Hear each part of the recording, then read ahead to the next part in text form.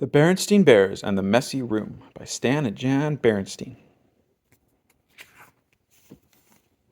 It says, when small bears forget to pick up, store, and stash, some of their favorite things end up in the trash.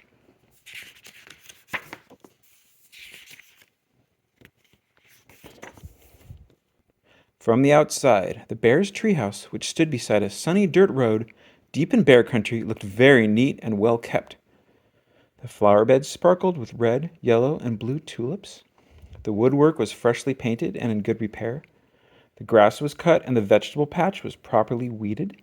Even the bird's nest that perched on one of the treehouse branches was well trimmed. The inside of the bear's treehouse was neat and clean too. The pictures were straight, the piano was dusted, the kitchen was spick and span. Even the basement was neat and clean, and if you think it's easy to keep a treehouse basement neat and clean, well, you never tried to do it. Yes, the bear's treehouse was a lesson in neatness and cleanliness, except for one place. Brother Bear and Sister Bear's room. It was a mess. A dust-catching, wall-to-wall, helter-skelter mess.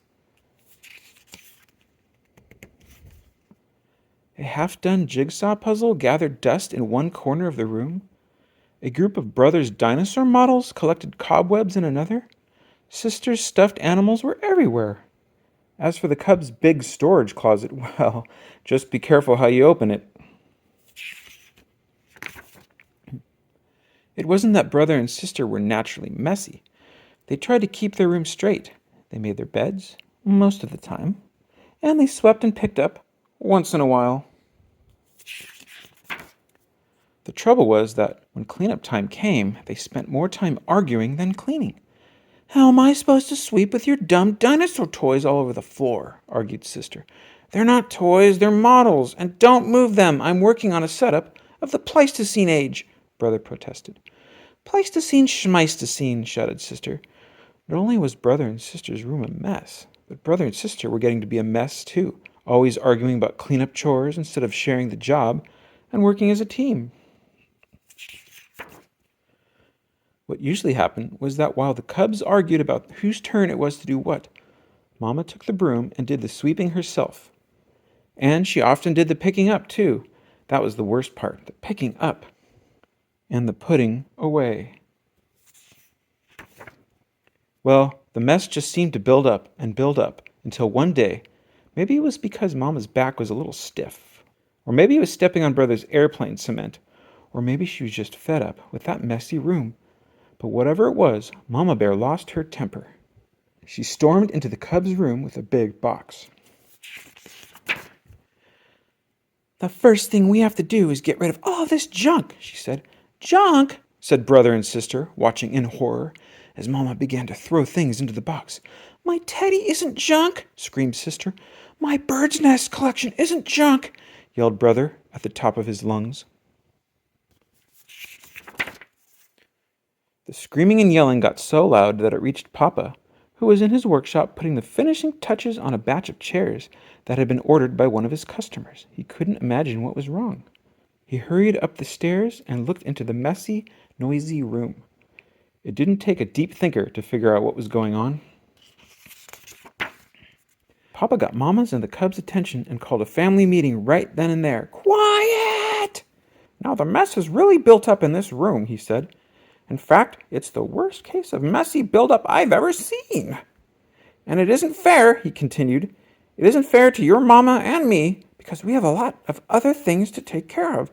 And it isn't fair to you because you really can't have fun or relax in a room that's such a terrible mess." "But Mama is putting all my things into that box, even my teddy," said Sister. "And my things too," cried Brother. Then Papa got an idea. "A box, yes," he said. "Better yet, a lot of different kinds of boxes.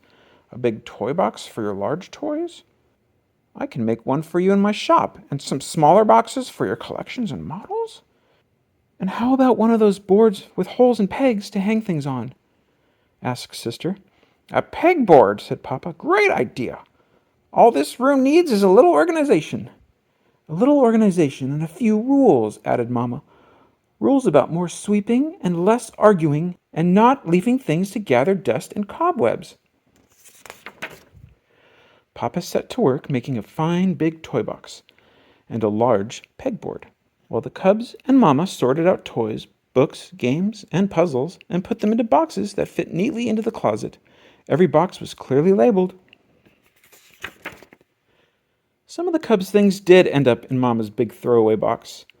Not Sister's teddy, of course, but some of Brother's birds' nests, the crumbling, falling apart ones. It was a very big job cleaning up all that messy buildup, but after a lot of straightening up and putting away, the job was finally finished. Wow, said Brother. That was quite a job, but it was worth it. It looks like a whole new room, said Sister. The cubs were right. And Papa had been right too. It was so much more enjoyable to live in a neat, clean, well-organized room, and so much more relaxing. It wasn't as exciting to open the big storage closet now, but it was much more practical and a lot more fun. The end.